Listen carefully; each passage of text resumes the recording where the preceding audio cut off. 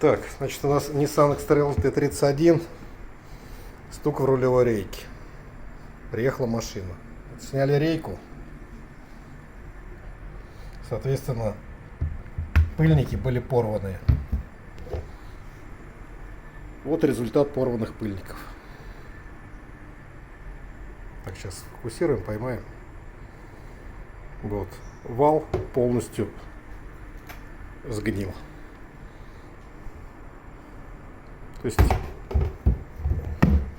это рейки живой только корпус.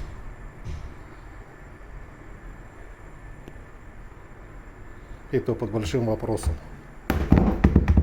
Поэтому всегда на ТО при каждой диагностике необходимо смотреть герметичность пыльников. Также это может быть проблема через хомуты, но хомуты были целы, что вот через малый, что через большой.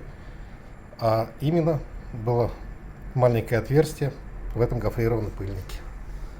То есть базовым ремонтом здесь не отделаешься. К сожалению, здесь менять вал. Ну, то есть стоимость ремонта увеличивается. Вот такая вот история.